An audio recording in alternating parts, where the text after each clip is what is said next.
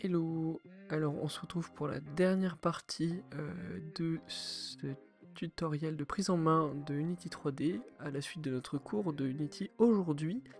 Je vous propose dans cette dernière partie de parler de comment est-ce qu'on fait pour rajouter Vuforia qui est le package et la librairie pour faire de l'AR, donc Augmented Reality, c'est-à-dire ajouter l'information sur un objet réel grâce à un ordinateur. Je vais remis ma caméra du coup. Je vous propose donc de commencer.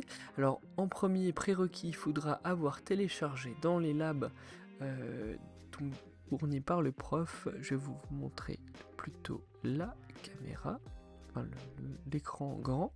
Il faudra avoir donc, téléchargé dans lab ici data, le panda logo WWF et le lion logo.jpeg. C'est très important parce qu'on va l'utiliser derrière. Il faudra aussi les mettre sur votre téléphone pour faire la démo. Parfait. Donc ensuite, on va commencer par une première chose, c'est que on va se rendre sur le site Vuforia, qui est donc une plateforme qui fabrique des packages d'utilisation pour faire de l'AR, donc de l'augmented reality, et qui permet voilà, de faire la reconnaissance d'images et du tracking en temps réel d'objets, de caméras, de visuels qu'on lui a fait reconnaître. Ok, donc Vuforia c'est gratuit, en tout cas pour nous.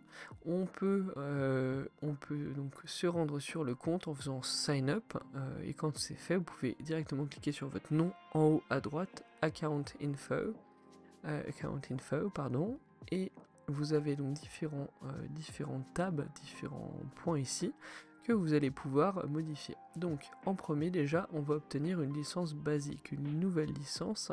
En cliquant sur Get Basic, une licence ça vous permet d'activer le logiciel qu'on va utiliser ensuite dans Unity, et c'est important parce qu'en fait ça leur permet de récupérer des statistiques et vous acceptez en acceptant la licence différents termes qui vous empêchent d'utiliser à des fins commerciales, des choses comme ça, donc c'est pour ça que c'est important pour eux.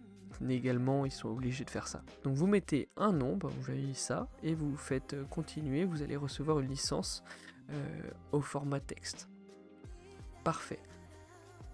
Deuxièmement, vous allez aller dans le Target Manager. Le Target Manager, en fait, c'est un répertoire de cibles, si on veut dire. C'est-à-dire que vous allez prendre une caméra, et votre caméra, elle va détecter des cibles. Typiquement, vous voyez ça comme reconnaissance de certains patterns. Donc, on peut avoir un 1, un 2, un 3, des choses comme ça. Là, dans notre cas, on a deux patterns différents. On a le WWF et le lion. Ces deux-là, on va vouloir les importer directement dans un répertoire en fait qui va les stocker, et grâce à ça on va pouvoir donner à Unity une idée. En fait il fait du machine learning derrière pour savoir oui bon bah il y a telle chose sur cette image là qu'on doit reconnaître, si ça s'affiche, si on reconnaît les pixels, alors on fait quelque chose. Je vais pas vous perdre, on va donc ajouter une database, on va l'appeler WilliamDB par exemple. On choisit comme type device, donc c'est sur l'ordinateur.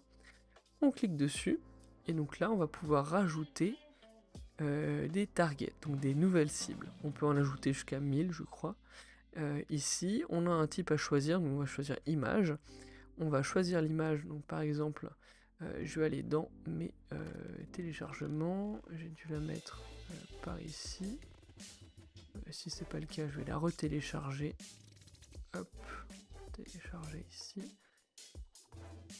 Très bien. On va télécharger à nouveau là. Parfait. Et on va pouvoir les ajouter en file. Donc en premier, le lion. Et le nom est déjà mis automatiquement. Super, bon bah il a planté. Le nom est déjà mis automatiquement. Et on a juste à mettre une taille. Donc nous par défaut on avait mis 5. Parfait. On va rajouter une deuxième target pour avoir deux cibles différentes. Je sais pas à quoi ça va nous servir, mais ça servira. Aussi 5. Ici. Et donc maintenant que c'est fait, on est nickel, on va pouvoir passer à l'étape suivante qui se situe dans Unity. Donc, on va devoir chercher déjà Vuforia Engine dans le Asset Store. Asset Store, on le redit à nouveau, c'est une librairie d'applications de choses qui sont préfaites par des gens, qui sont mises en vente ou pas, et sur lesquelles Unity fait du bénéfice. Donc c'est très important pour eux et c'est très important pour nous. Tout est modéré, il y a beaucoup de membres et il y a 11 000 assets très bien évalués, ce qui montre un petit peu la grandeur de la chose. Vous avez Vuforia ici, et vous allez pouvoir directement faire Open in Unity, le télécharger, et maintenant le point important, on n'oublie pas, une fois que c'est téléchargé, on va pouvoir l'importer. Donc on va le faire tout de suite. Si vous avez oublié ou si vous l'avez déjà et que vous n'avez pas la chose affichée par défaut, vous pouvez cliquer sur Windows tout en haut, Package Manager, quand ça fonctionne bien. Ok, c'est bon, je suis de retour, ça refonctionne.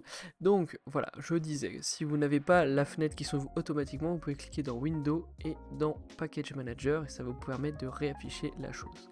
Alors là, du coup, on va avoir besoin de trier par mes assets parce que il y en a plein et ça c'est déjà installé. Mes assets, ça va vous montrer juste ce que vous avez installé vous manuellement. Il va les récupérer, donc il est là. Et donc on va pouvoir ajouter Vuforia Engine en faisant import. Très important de l'importer. On va cliquer sur le bouton oui, on installe /upgrade, très bien, il nous ouvre un petit menu ici qu'on va pouvoir valider. Donc c'est tout ce qu'il va rajouter, c'est-à-dire beaucoup de choses. Il va aussi override, donc réécrire sur certains fichiers.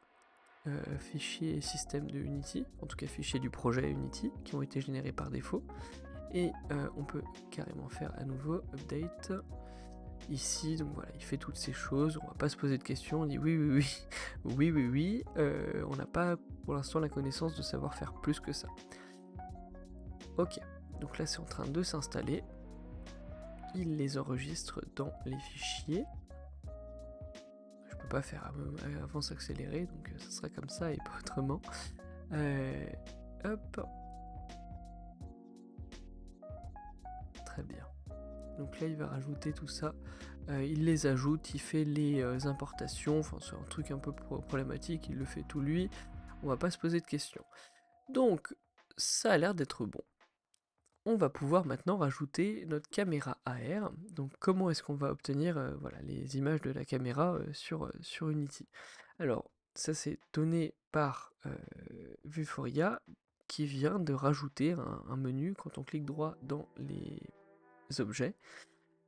Ici un objet Vuforia Engine et on va pouvoir ajouter AR Camera. Hop, on fait entrer. La AR Camera elle est présente, elle est là. Ensuite on va vouloir ajouter donc un deuxième élément, encore dans Vuforia Engine, qui va s'appeler Image Target. Donc Image Target, on reconnaît le nom, c'est une image qu'on va devoir, ça va matcher l'image avec l'élément, la scène qui se passe. Hop, ici. Donc, hop, on va regarder dans AR Camera, on revient dessus.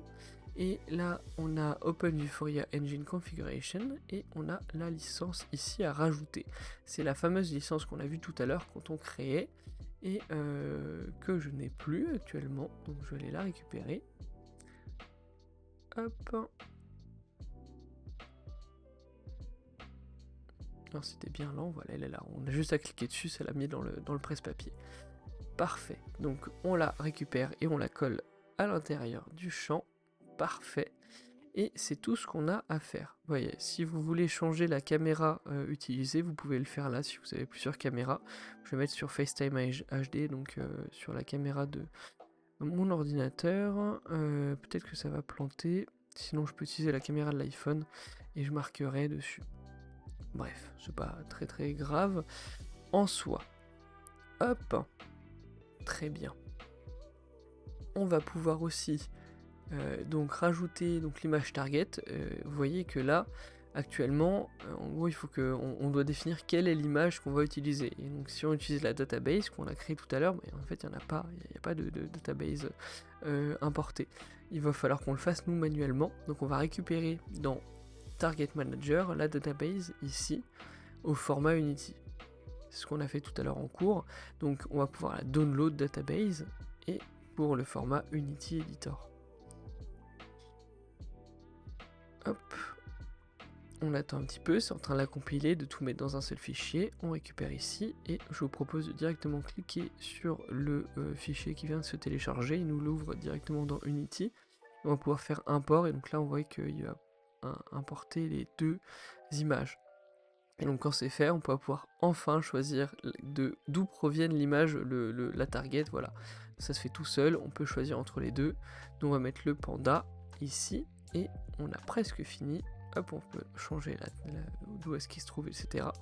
On va pouvoir maintenant lancer le programme, et en théorie, ça devrait fonctionner. Si je ne me trompe pas, donc mon téléphone va, voilà, il va trouver tout ça. Je vais ouvrir, donc voilà, on a la vision de tout ce qui se passe. Je vais ouvrir donc le fichier que j'ai téléchargé jusqu'à présent, qui se trouve dans mes téléchargements. Hop. Donc le panda est ici. Et voilà, quand on met le panda est affiché en gros sur l'ordinateur, quand on met le panda autour, ça rajoute le cube automatiquement, et le cube est traqué, donc en fonction de où ça se trouve. Je vais réduire un petit peu la taille, ça sera plus visible. Hop, parfait, je vais mettre devant. Donc voilà, on voit ici, essayer de rajouter le cube par-dessus. Et le cube tourne bien. Et en plus, il est à la distance à peu près de ce qu'on avait vu. C'est-à-dire que nous, on a dit l'image target, il est là. Le cube, il est à quelques centimètres. Et ben, il est bien toujours à quelques centimètres. Toujours. Il ne bouge pas. Voilà.